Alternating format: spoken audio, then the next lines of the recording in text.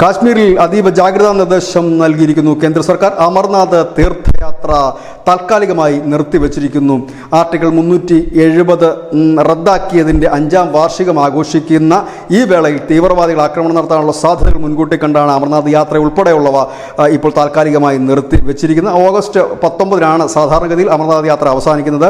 ഒരുപക്ഷെ നാളെയോ മറ്റോ വീണ്ടും അമർനാഥ് യാത്ര തുടങ്ങിയേക്കാം. BJP ഇതിനിടയിൽ റാലികൾ പ്രഖ്യാപിച്ചിട്ടുണ്ട്. ഈ 370 എടുത്തു കളഞ്ഞത് വിജയ ദിവസമായി ആഘോഷിക്കുവാനും അതിൻ്റെ ഭാഗമായി കാശ്മീരിലുടനീളം 12ഓളം റാലികൾക്കാണ്, ചെറുതും വലുതുമായ 12ഓളം റാലികൾക്കാണ് BJP ആഹ്വാനം നൽകിയിരിക്കുന്നത്. ഏതായാലും കാശ്മീരിൽ അതീവ ജാഗ്രതാ നിർദ്ദേശം കേന്ദ്രം പുറപ്പെടുവിച്ചതിൻ്റെ പിന്നിൽ മറ്റൊന്നുകൂടിയുണ്ട്. ഇപ്പോൾ കാശ്മീരിൽ ഒരു വലിയ സൈനിക ഓപ്പറേഷൻ നടന്നു വരുന്നു, ഭീകരവാദികളെ ഇല്ലാതാക്കുവാനായിട്ട്. അതിൻ്റെ കൂടി പശ്ചാത്തലത്തിലാണ് ഈ ആർട്ടിക്കിൾ 370 റദ്ദാക്കിയ ദിനം കൂടി കടന്നു വരുന്നത്. ഏതായാലും ഇപ്പോൾ അമർനാഥ് യാത്ര താൽക്കാലികമായി നിർത്തിയിരിക്കുന്നു. BJPയുടെ റാലി നിർത്തിവെക്കുകയോ ഇല്ലെങ്കിൽ നിരോധിക്കുകയോ ചെയ്തിട്ട് ഉള്ളതായി വിവരങ്ങളൊന്നും തന്നെയില്ല. ഏതായാലും അവർ 12 ഇടങ്ങളിൽ റാലിക്ക് ആഹ്വാനം നൽകിയിട്ടുമുണ്ട്. News desk News India Malayalam.